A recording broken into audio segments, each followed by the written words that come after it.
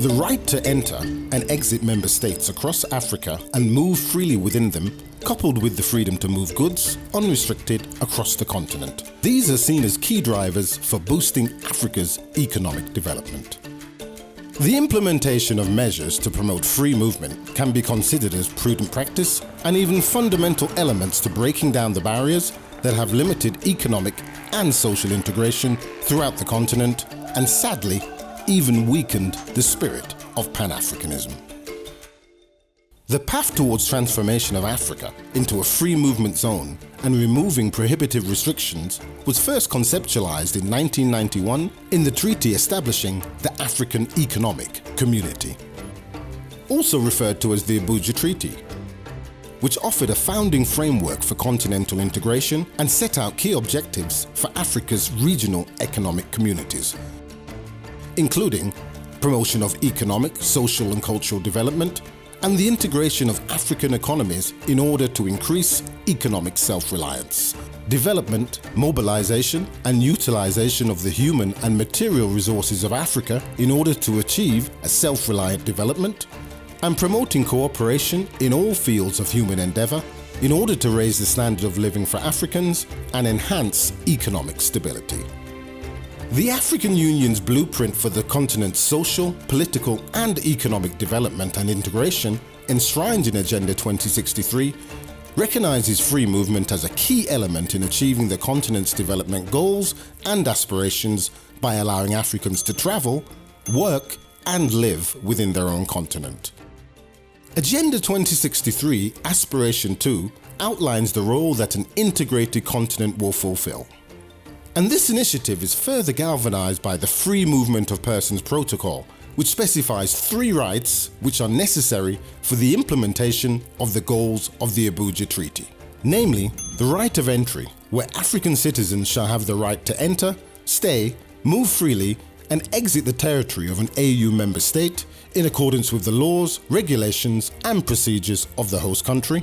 The right of residence, where African citizens shall have the right of residence in the territory of any AU member state, and the right of establishment, where African citizens shall have the right to set up in the territory of the host of any AU member state as a business, trade, profession or vocation, or an economic activity as a self-employed person. The protocol on the free movement of people enables people to ensure that they are able to travel across Africa visa-free. That's the essence. It is also going to facilitate a right of residence and right of establishment. So, giving the example of a business person from Lesotho, if they want to set up a business in Kenya, under the protocol, they would have every right. They can establish that. If somebody wants to reside in another African country other than their country of origin, they have the right to do that. And then, most important, it is also going to facilitate a mutual recognition of professional qualifications. At the end of the day, your qualifications, if you are from Lesotho, should be able to be recognized in another African country. So those are the benefits that it offers. The commitment to Africans moving in their own continent is a top priority, therefore. It's the top priority. And this is why the idea of free movement of persons then became one of the flagship projects of Agenda 2063, the Africa we want. You cannot talk of continental free trade agreement, goods and services, right, moving across borders without labor and business people. It doesn't make sense. It will not make sense. So that is why, therefore, the protocol that was signed, I think in 2016, is extremely important because it allows Africans to feel at home in their own continent. With the current exponential growth of Africa's youth population, the transformation of the continent into a prosperous, peaceful, and integrated powerhouse can only become a tangible reality when the walls come down between member states and free movement for people and goods is implemented. As provided in the African Continental Free Trade Area, free movement between countries will require the harmonization of immigration and other laws, infrastructure, and updated institutional practices, while also opening up commercial and job opportunities for Africa's youth, and thus contribute meaningfully to the demographic dividend. In essence, free movement cannot and does not exist in a vacuum. The free movement paradigm also converges with other continental ambitions of integration across Africa today, namely promoting Pan-African identity and social integration, promoting intra-African trade and commerce, incentivizing tourism and leisure travel from inter-African travelers, improving knowledge transfer and skill sharing, bolstering trans-border infrastructure and resources, facilitating labor, mobility and diversification, and improving legal protection and human rights for all citizens. These long-term benefits, coupled with the legal safeguards contained in the African Union's Protocol on Free Movement of Persons, will ensure protections for all nationals. We cannot have free trade without a free movement. If we don't have free movement, how we can move goods? How our citizens, our young people can move and have job opportunity and to study in, we have good universities. We have to go with free movement to allow our citizens to move within our continent. I always imagine that the free movement we have in our economies now and the CFTA and the free movement of services, if we have the opportunity of having the free movement of people linked to it. Imagine that. It means more jobs it will be created in the continent. It means more opportunities for our young people in Africa. It means more opportunities for skills development for these young generations. It means that they can have the opportunity to fulfill their aspiration within the continent. The Agenda 2063 flagship projects of the Single African Air Transport Market and the Commodities Strategy are inextricably linked to that of free movement on the continent. Moreover, the Single African Air Transport Market is predicated and reliant upon the ability and free movement of people to fly into one another's national airspace, while the Commodities Strategy will only be a viable framework if goods transported between member states are able to leave and arrive unhindered without interference between neighbouring countries. These linkages illustrate the pivotal role that free movement will play in the sphere of not only political integration for Africa, but also its social and economic impact on the shifting demographic related to labour and other trends across the continent. The movement of capital, the movement of physical technology, the movement of raw materials goes in tandem with the movement of people. The people will go and trade, the people will go to work.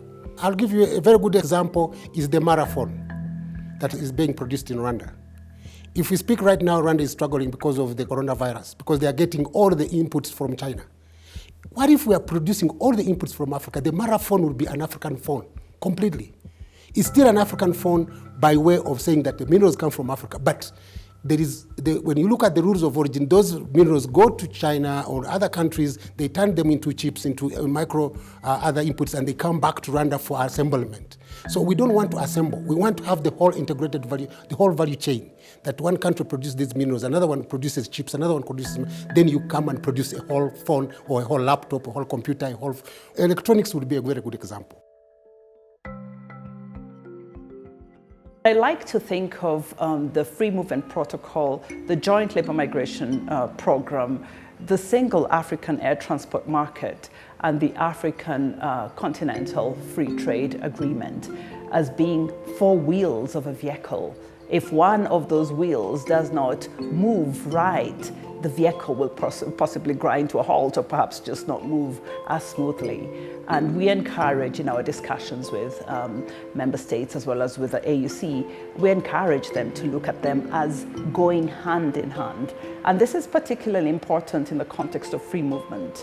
We know that African member states oftentimes are mimicking the same fears around migration that we see in the West. There's all of those misperceptions about labor migrants coming in to take our jobs. And yet we know that that is abundantly not the case. So we try and promote that understanding that as much as there is excitement around the AfCFTA, the goods will not move if the people cannot move. And we know this from global statistics.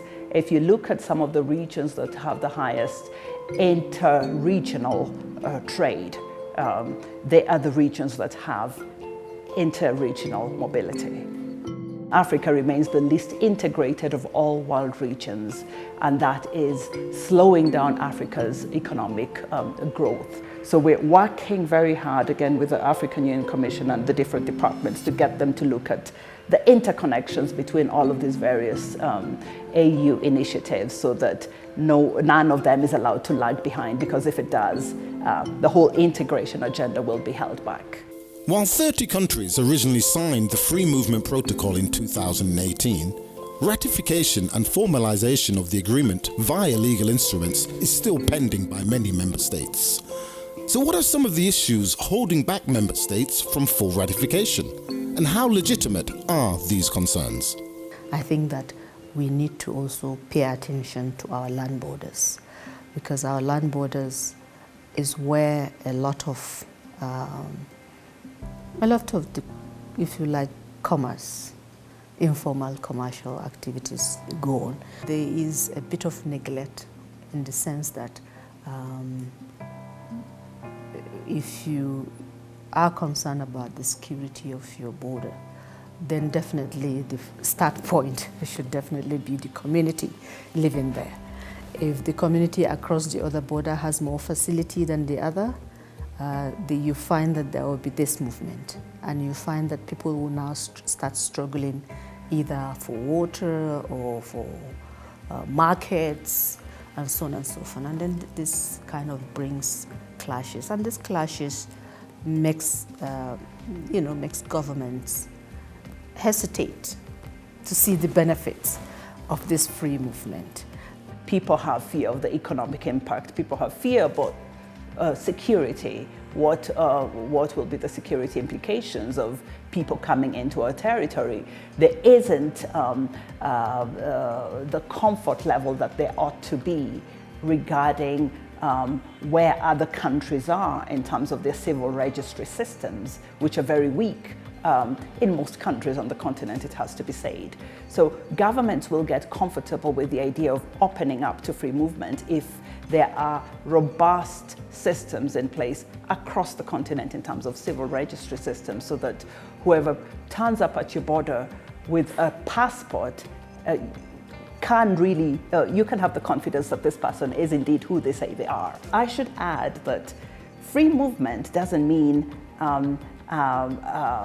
zero border controls. If anything, free movement implies ever more robust controls at borders. So this is something we feel the need to emphasize, that in an age of free movement, we need to support countries to ensure they have the capacities for ever more robust border controls, but with a different posture, with a posture of facilitation rather than impeding. Because again, the vast majority of intra-African movements are bona fide movements. They should be facilitated, not impeded. Examples of other regional integration projects and free movement practices are also offered by partners of the African Union, sharing knowledge, advocacy, and formal channels to deliver best practices for the continent's own integration agenda. We always like to say that we are a very close partner of the African Union. We even use the word strategic. And we like to be the best partner of the African Union for the simple reason that is a project that obviously echoes very much what we are trying to do in Europe in terms of integration. is these are two unions. There are two institutions behind these two unions who work in terms of promoting collaborations as a form of progress in their own field, but also worldwide. So for us is more than working with a partner. Is working with a partner has very much a DNA that resembles a little bit ours. We believe very much that development of Africa will progress because of integration, and this is why we like to call it a partnership, because it's something where there is something for both of us in terms of opportunities, but also in terms of establishing and strengthening models of integration. And looking also at the future on creating a digital market for Europe and a digital market for Africa. So, and the single aviation market, of course. So all the freedoms that a single market brings in working in these areas where we can provide support, technical assistance, but most importantly, we can share our experience in this endeavor. The adoption and implementation of the African Free Movement Protocol, together with the African Continental Free Trade Area, carries tremendous potential to boost economic growth and promote social development in line with the Pan-African Agenda 2063. When implemented properly and in line with the interests and rights of migrants, states and employers alike, the abolition of visa requirements and the right of residence will help boosting productive labor mobility, ensuring that the enormous human talent available in Africa can truly benefit the whole continent. In the EU, we have witnessed the remarkable benefits of free movement and free trade, including lower unemployment rates, more commercial activities and increased cross-border trade and tourism. I'm confident that in Africa, free movement as part of the broader free trade agenda shall herald a new chapter in the progressive development of the continent. The Free Movement Protocol, as part of the broader free movement agenda, aims to cater to interests of all African populations, to protect human rights and give opportunities to different groups, from students, entrepreneurs, traders, laborers, tourists and investors, to the receiving communities. As such, the protocol is an essential component of Africa's ambitious Agenda 2063.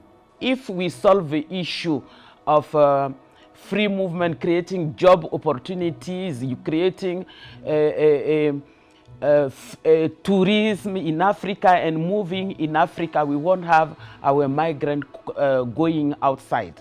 And that make some partner to help us to keep our citizens in Africa, and it gives me occasion to appeal to them to help us to sensitize, because we need a strong person to handle the issue of free movement, to sensitize our member states, telling them, don't be afraid, we have more benefit having free movement than challenges. And we are working with our partners, and we need the support of all partners to assist us to have a free movement to be a reality in Africa. Translating the pragmatic goals of interconnected travel, trade, and free movement also frequently require another common but equally important denominator: the African passport. The production and issuance of the African passport mandated by the African Union is intended to ease travel within the continent by exempting holders from needing entry visas at any of Africa's borders.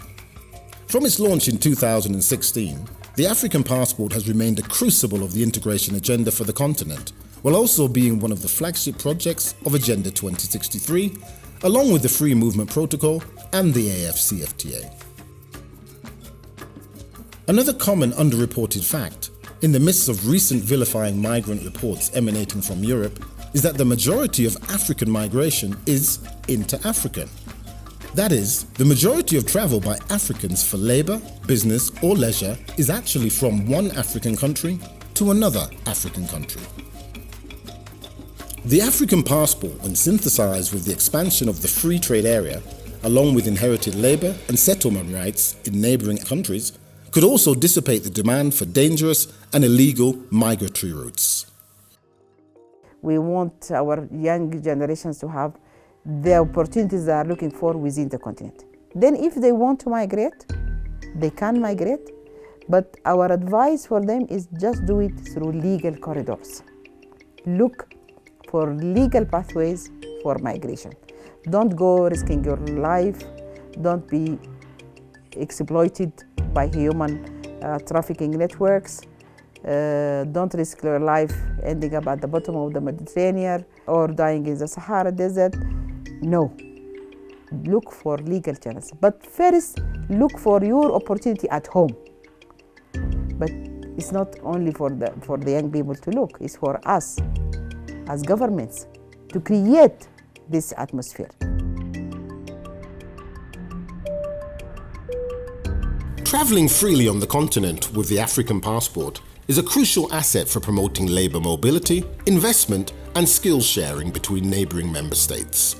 In addition, the elimination of travel barriers also requires individual countries to effect and implement open visa regimes, policies that in turn will accelerate AFCFTA initiatives and other free movement principles. With increased global movement, concerns have been raised about the risks caused by health crises and necessitated subsequent emergency measures that impact the movement of persons as countries implement stricter controls to prohibit entry and even temporarily closing borders. Within a regionally integrated regimen, such as the Free Movement Protocol, African countries can benefit from knowledge systems, tracking cross-border movements of persons, promoting knowledge and sharing necessary data of cross-border collaboration for the management of health processes, and allocation of resources to support member states.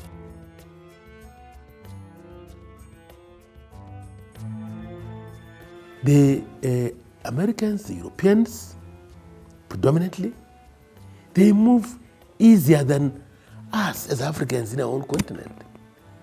Now, this protocol is trying to redress that.